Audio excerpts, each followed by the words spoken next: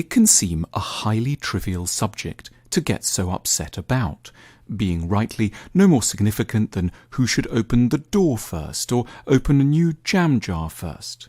And yet, judging from the heartache it tends to generate, it appears to matter very much indeed.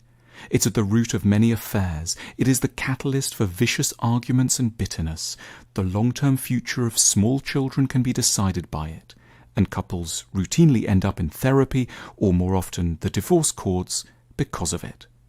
At the heart of the drama are all the complexities involved when late at night, in the darkness, one person's hand moves over to tentatively touch the other's body in a way that signals a desire to initiate either sex or a cuddle, and nothing much happens in return.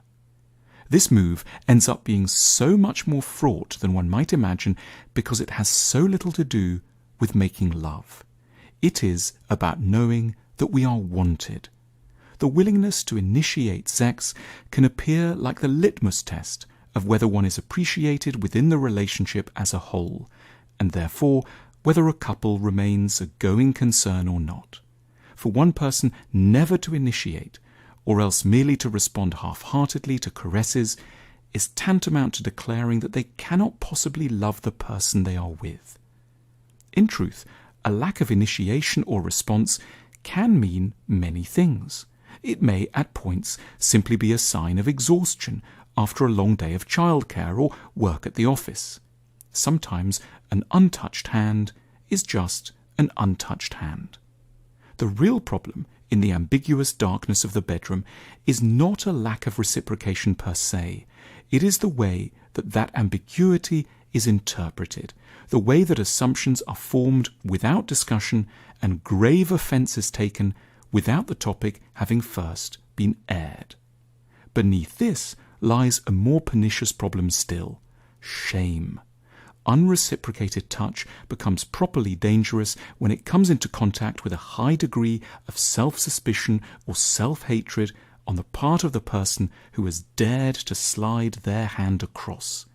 What might merely have been judged an innocent or temporary lack of enthusiasm comes to be taken, silently and automatically, as evidence of something far more catastrophic, proof that the other person finds us disgusting. Ideally, if we all loved ourselves enough, we would know better what to do when we moved a hand across and didn't get much in return. We would address the matter within the couple through calm and kindly discussion and try to determine what is at stake. If the evidence pointed squarely to an enduring lack of interest or emotional capacity, we would leave. After all, there's nothing wrong with ending up sharing a bed with an emotionally or physically withholding partner. There is something very wrong, or at least very unfortunate, with sticking around once one knows this is the case. But these are not the options open to us when we feel overly ashamed.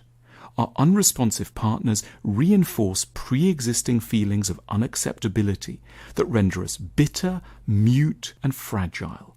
A history of not knowing how to value ourselves makes it extremely difficult for us to complain effectively about unfortunate treatment, let alone leave in order to seek warmer lovers elsewhere.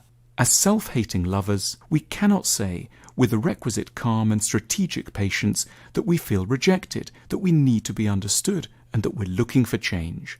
We will either say nothing at all and might have an affair, or else explode into a rage that guarantees our message won't be heard. In the tensions around unreciprocated touch in the bedroom, we catch sight of a more general problem in love: the difficulties created when we aren't able to ask for what we want in a relationship, when we suffer from a sense that we don't deserve to be happy and cannot handle frustration or respond to our misery adequately.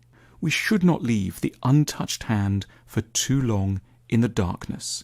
We should dare to switch on the light, express our pain, and consider our options without